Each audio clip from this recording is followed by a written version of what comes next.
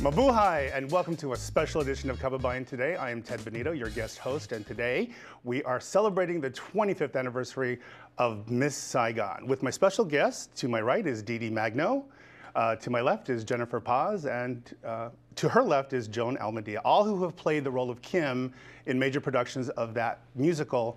Gosh, it's been 25 years. Okay, so we're alive. You're alive. So, Dee Dee, you did the second national tour.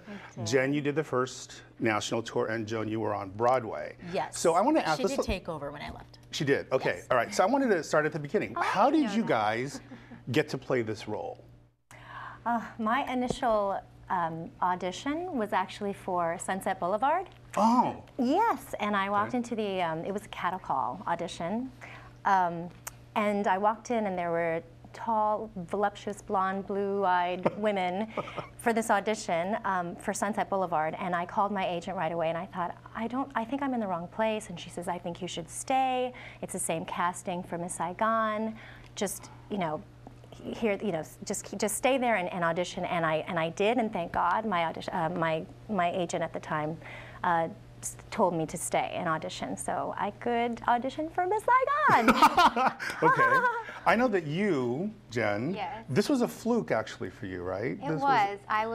I was in college at the time, right. And my cousin called me. I was living in Seattle. My cousin, who was living in Vancouver at the time, called me. She saw an ad in the local paper, and she was like, "There's auditions for this musical called Miss Saigon," and so I went on the third day of this like massive cattle call, and I knew the show vaguely, so I just went up there and sang a couple songs from the show. And at the time, they were looking for somebody.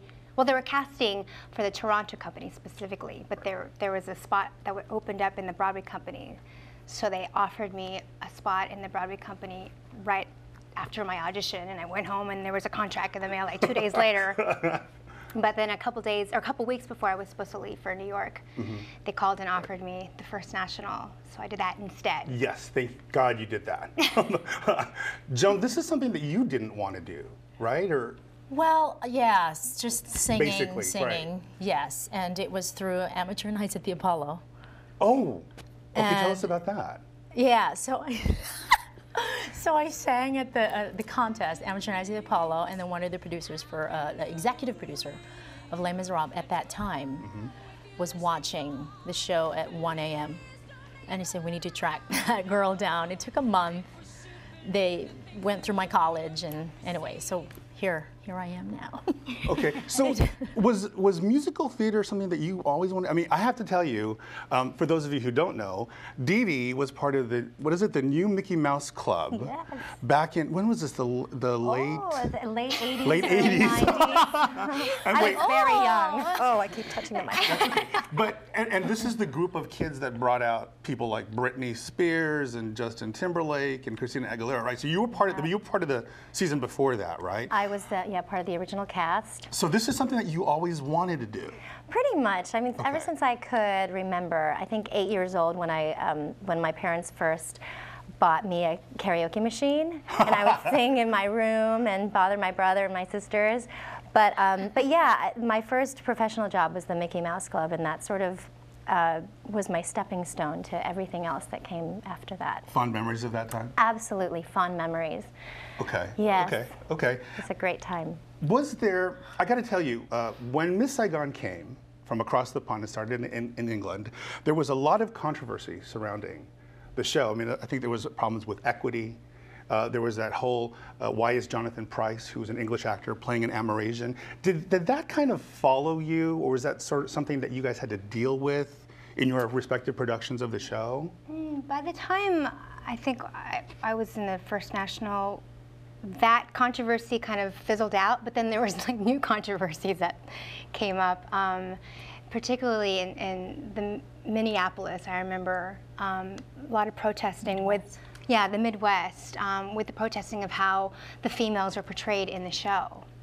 Wow. So how did you deal with that? I mean, was that also something that you experienced? I experienced a couple of cities where there was a little bit of protesting, but I think in general, most of the audience members were so touched by the love story of the musical rather than putting more attention on the negative stuff that's happening. It was more about the love story between Kim and Chris. Right, right. And did you have to deal with that on Broadway, Joan? You know, when that whole Jonathan Prize happened, I was still in the Philippines. So I really didn't know until I came here, I auditioned for it, that there was something that happened. You know, people would tell me, oh, that time there was protest. And then I kind of knew.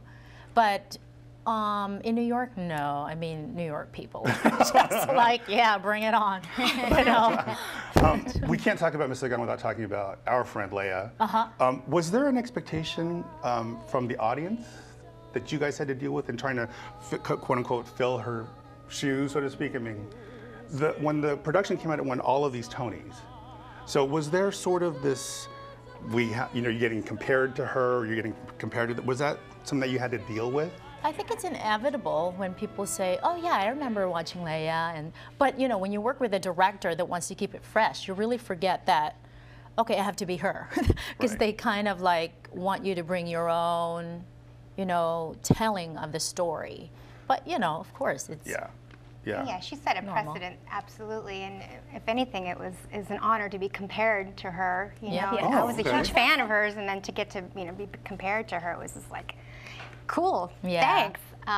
Yep. Same thing for you? I feel the same way. I remember reading a review, and they said something like the voices of so-and-so don't compare to the recording of, and then put like our names in the same sentence. Was like, my name was in the same sentence as Lea Salonga. I'm a total fan of hers, and still am, and so, yeah, I definitely, we all try to bring our own take onto the role. Right. But yeah, definitely she was one very, very big shoes to fill. I remember I was just dying to meet her, and I would dream about meeting her, and then it was, and then when I first, like, we were in the same room, she came back, and then it was like, oh my gosh, she's at the door. I just grabbed her and hugged her.